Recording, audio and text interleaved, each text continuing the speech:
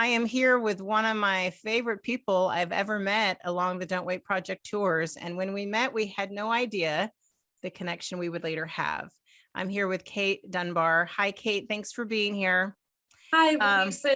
Just your face. Some people might remember. Oh, I missed your face too. So we talk on the phone, but we don't always get to see each other's face. Yeah. Some people might remember you being on the show soon after your husband passed away. And it's been over a year now since he passed. And when we met, you were knee deep in Campground Gourmet, Yep. your brand and your work, teaching amazing ways to avoid the hot dogs and hamburgers around the grill for an every night meal. But we met in Waxahachie. Is that how you pronounce it? So to me, it's the only word it's hard to pronounce is Wenatchee. Yeah.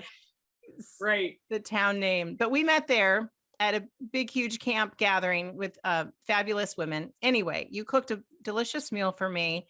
We broke bread and became friends. Yes, we did. You reached out to me. I reached out to you first when I heard about your husband's passing, and you said to me, I couldn't have known why we were supposed to meet. Yeah. And so I'm sorry that you're part of this club they talk about, but right? I'm grateful to have helped be there for you over these months. I couldn't be happier that I'm in the boat with you and your years of experience and just your journey, because it does help.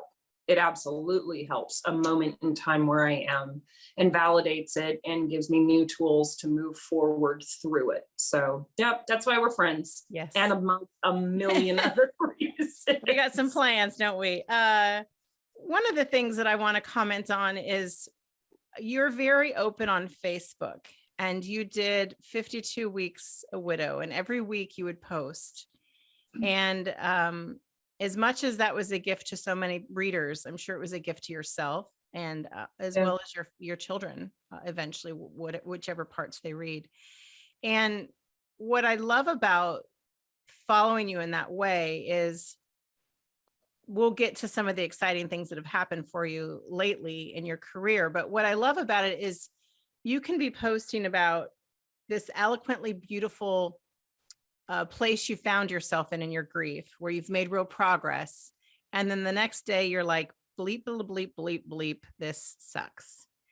Yep. And the realism that comes across in that is something I think a lot of people relate to, whether you're a widow or you're having a bad day because of your job, whatever it is, you keep it real. I think that the most important thing that I promised myself and my children through this new that I've been saying, it'll be 19 months on the 1st that my husband's been gone. And I have been someone who has put herself in the public because of career choices. And I wanted to tell a story. I am a storyteller. I am a writer. I mean, food writer, but there's love and compassion and everything when it comes to food. So the 52 weeks a widow project was really my check-in with how far down the rabbit hole are you going? How dark is it getting for you? How light is it getting? And it was that weekly check-in with myself, with a memory with Steve, with our kids. And I think that it's that part of where widows and widowers have a choice. They can take their loved one that has passed, and they either put them on a pedestal of sainthood, or they put them on a pedestal of sinner. And it's a balance, because you want to talk about all of their good. You want to remember their good, and especially around friends and everything. And you don't want to necessarily touch on the sinner side, the darker side, the rough moments. And I made a choice a long time ago that my husband had a very dark past, and he overcame so many things we did as a team that I wouldn't be honoring the memory of him if I didn't share that part too. So that's where a lot of people like you and many other who got to read those Facebook posts, you got to really know him. You got to see the underside of it. You got to see what, in our short marriage of just 15 years, what we went through. And it's still nitty gritty, but it's being honest. And I think that's the hardest part sometimes for widows and widowers, is to really be honest and say, no, I'm not good. And this is why. I think It's that just I where agree we with what are. I agree with what you're saying, and I've tried to not make Wesley more angelic as time goes on, and I'm very honest with our son, especially about who he was and what was hard about him and what was great about him. Because I think our kids especially think, if he were to think his dad was perfect, or if he were to think he was good at all of these things and got everything right, that's a lot of pressure for someone who's lived so much of his life without his father. Yesterday was 18 years since Wesley passed away. I know.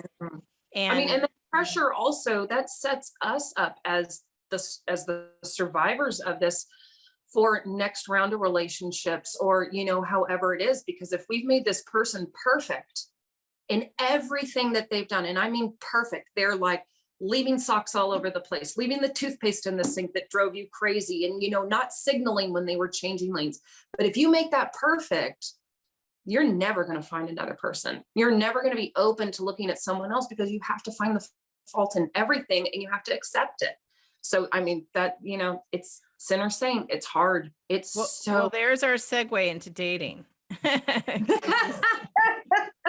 And we're just going to spend a couple of minutes on this part, but I will say that the men that I dated in the year and two after Wesley passed, I think there was a lot of pressure on them, and I'm friends with a couple of them still, and it wasn't so much, it was just like, how do we make sure we don't break this widow's heart? How do we make sure that we navigate her son fairly? How do we make sure? And there were only a couple of guys that I dated over these last years, but I will say that well, you've dated some. Mm-hmm. You've I have. I've put done, yourself out there, and what do you think about that overall? What's the rating on this podcast? Well, you know what? This is the TV show. When I start my podcast, we can get a little more nitty gritty about things. Yeah, my favorite word is 4 letters and starts with an F. Figure it out. But I can say this. Yes, it's been almost 19 months. Some people are looking at that and going, "Oh my God, too soon." Other people are going, "Right on, good job." I hate that. I do too.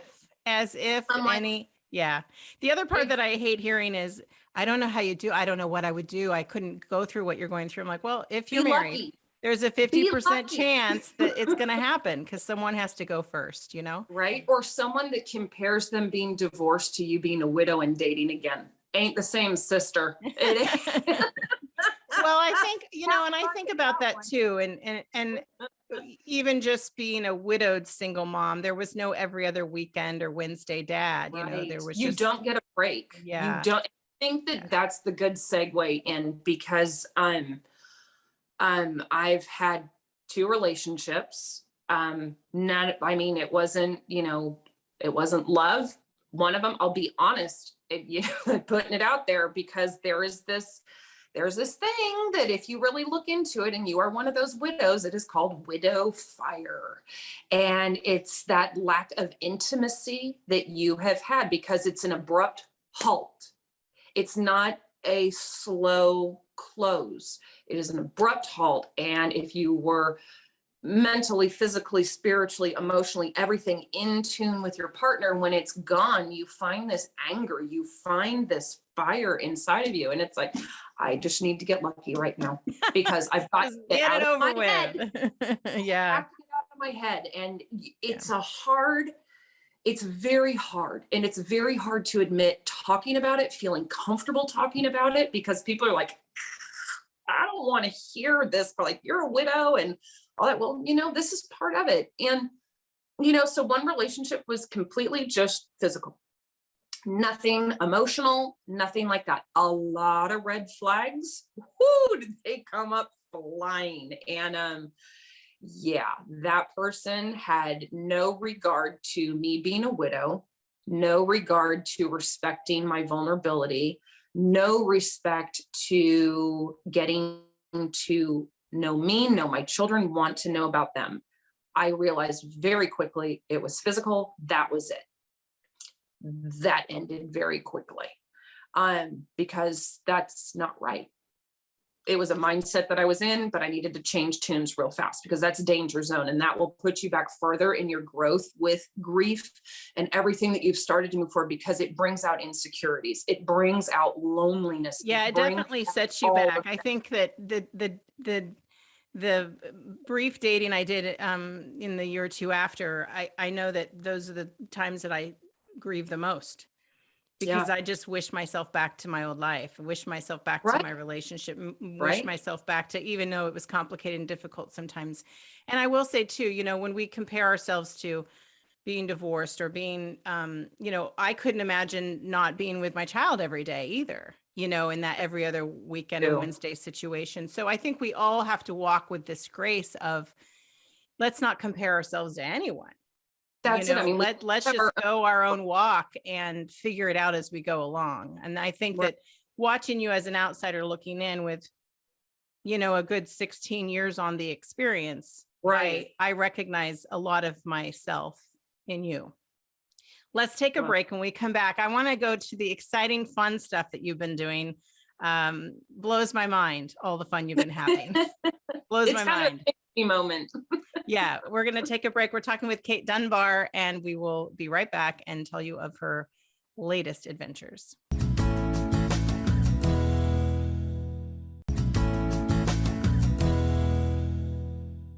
We're talking with Kate Dunbar. We've been talking about the things we share in common as widows. And you lost your husband 19 months ago. And one of the things that I think is also something we share in common is that we're very open about our stories and the ripple effect of our loss. And that ripple effect isn't always a negative, horrible, hard thing.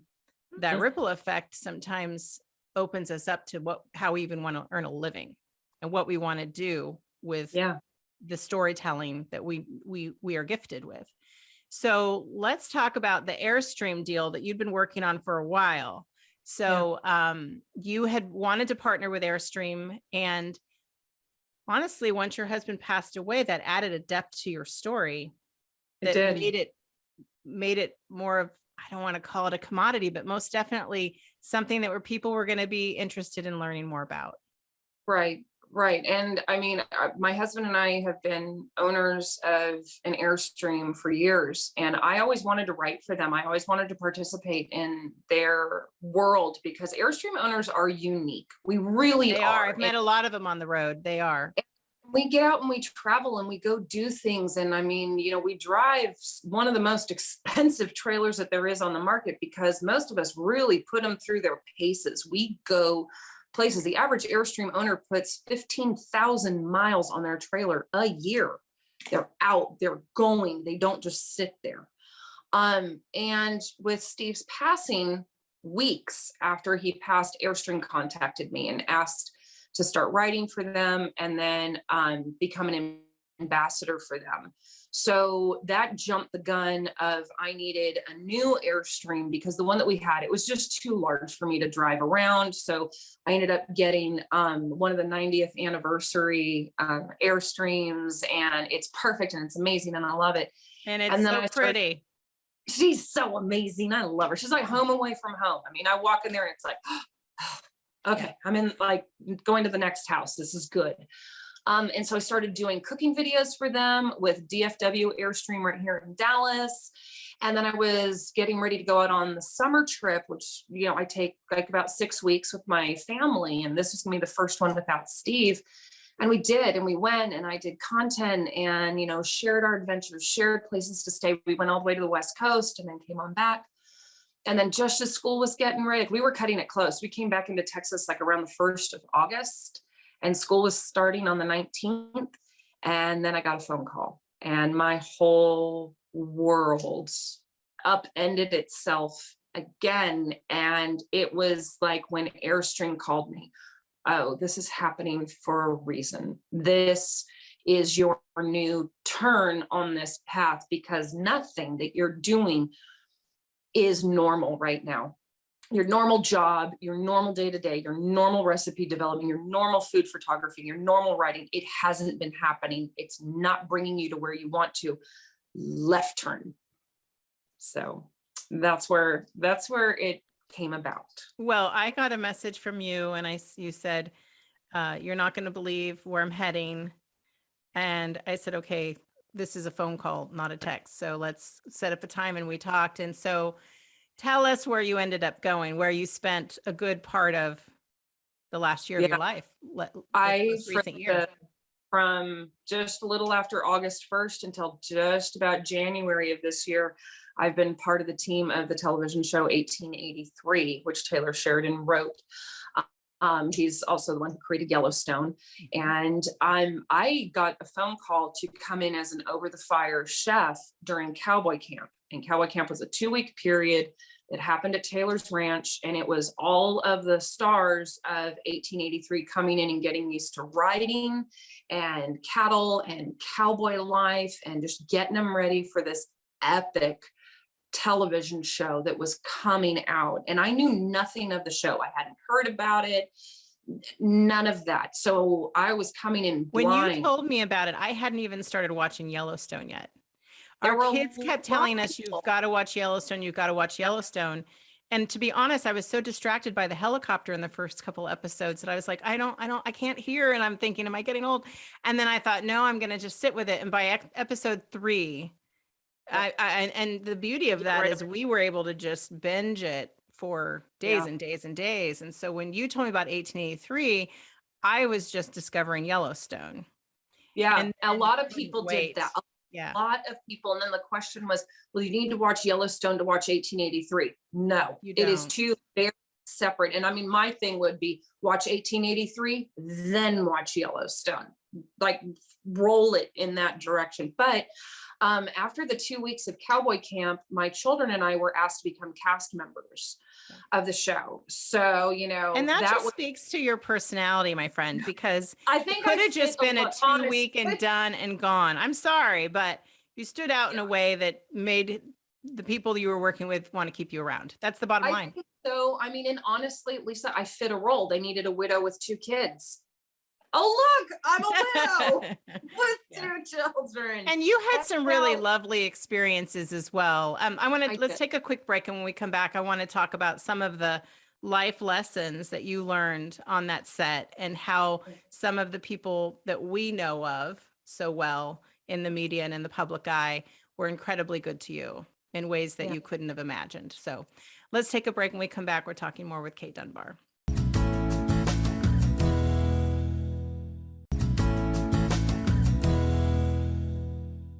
We're talking with Kate Dunbar, and I want to get right into the relationships and the experiences that you had while working on the set of 1883. There's a thing from the Friends show that's about the list of 5, and the list of 5 can be anything, right? It could be just the man or woman that you'd want to have coffee with, or deep conversation, or something more. And I'm going something more. Everyone knows Matt Damon takes up like 3 of my 5 on the list. But anyway, so let's get to Sam Elliott. He would be on my mom's list of 5. He's on mine. Yeah, he's on yours. I bet now, especially. I watched the opening scene of 1883, and I've never seen anything more beautiful than the work he did when losing his family. And it happens very early on, so we're not giving anything away. No. But tell me about your experience with him specifically, and just how the cast navigated you as a widow with your children and the respect you were shown. I got asked a lot of questions by some of the actors because they wanted to know what the real raw feeling was. They wanted to hear a story. They wanted to know what holding your husband as he's dying, as your breath is his last, as your pump is his last. Like they wanted to know. You were there with your husband when he passed away. Because I was working on my husband for 50 minutes. Yeah. Yes. I mean, like, I know the second he died, and all that. And that was part of it. There was a really tough day on set. For me, it was towards the 1-year anniversary mark. And I just was off that day. I can't so well, but I mean, I'm on a show about death and I'm going through death. Couldn't have been better paired up. Well, and the thing about the anniversaries too, I just want to add quickly is It's not even like we're looking at a calendar counting the dates. It becomes a season. It's just our Yeah, body, our heart, our soul just knows it's coming. it And does. it gets familiar. It is like the leaves know when to fall. They do. And so I had to take an extra moment, like we'd done a take and they were resetting and moving cameras. And I just went off to the side of the set and I sat down on one of the apple boxes and I just sobbed. There was no holding it back anymore. And Sam came by me and he's like, "You doing okay, kid?" I was like, and my head was down and I just looked right up. I'm like, "No." And he came and he sat down beside me and he was holding my hand. He was like, "What's up? What happened?" And I said, "I really hate being a widow. I hate every ounce of every torture I'm in. I hate every bit about it. And it's not fair. I didn't deserve this." And he looked at me and he said, "Girl, you got to make death your friend. As soon as you make it your friend, your relationship with it will soften. You will know how to allow it in and how to push it away." And I just sat there and I was like, if I don't love you anymore, and he's right. And he's true. If you can make death your friend, you're in control of that relationship 90% of the time. And that helped because it's been a process that I've been doing. One day with Faith, she caught me having a bad day too. Faith Hill. Mm-hmm. Yeah. And, we sat down and we talked, and it wasn't just superstar Faith Hill background Kate Dunbar. It was two women, one of them recognizing another woman's pain and who was there to listen and give her time. And the things that she said were precious and I will never forget it. And it was just the extra, like claps on the back, like we got through a god awful death scene and, they'd see me. Those weren't fake tears. Those weren't fake shock. That was me. And the respect that I got and that my children got made the experience 10 times better. So whenever I do watch it now, or friends or family watch it and they know me, they're like, "Oh yeah, we know that look. We've seen it." How better do you become friends with death and come to a place, even if acceptance is an okay word to use? It doesn't mean like we're okay with it and we're all reconciled with it. It just means that we've accepted it. And the sooner and more thoroughly we can do that, the more forward we can move with ourselves and our children. Because I'm not going to grow as a person if I don't honor that death and know that I have to accept it, because my life is still going. My children's life is still going. It doesn't mean that we're not sad. It doesn't mean that we're not tearing. I mean, crying out loud, I was sitting on the couch bawling my head off this morning. But, life goes on. And what better way for you to have that real crash course in acceptance of death and to spend it on a set where it was all around. And you think about how we got to where we are and what our people went through to get us here, ages and ages and ages ago. And so I think it's a lot like what Steve and Wesley went through to build the family they built. Did they get to spend all the years they wanted? They did not. Will that ever go away for us? It will not. No. But I just want to commend you. We're finishing up here. I just want to commend you for the work that you're doing and for the hope that you project, because it takes a long time to get hopeful. And the more we can stay in hope, the better off we'll be. I think so. It's what works. I mean, we've got to just take a step forward. Doesn't matter how big or how small. And sometimes it takes that whole team just coming behind you and just going, "We'll help you take that next one." And you have to be open to it. Yeah. You have to be open to the new experiences. Well, plus it's a bunch of fun getting your phone calls about all the crazy things you're up to. So I will have you back really soon to share more of your story.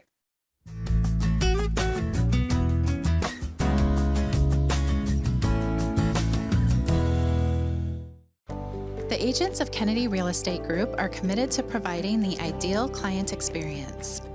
We believe in the power of relationships. Why? Because we don't just work here, we live here. From the nonprofits we serve, the parks where we play, and the local businesses we support, our team understands the value of living in the Wenatchee Valley. Let's begin your real estate story. Hi, I'm Brent Crowder, Sales Manager at Town Toyota. When you're working with us, you're working with people who love and raise their families from generation to generation, right here in the Wenatchee Valley. Our sales team has more than 150 years combined experience, and we know our product. Town Toyota runs a top-ranking service department in our region, staffed with certified Toyota technicians, offering monthly promotions for our customers. We're here for the life of your vehicle. Come see us today.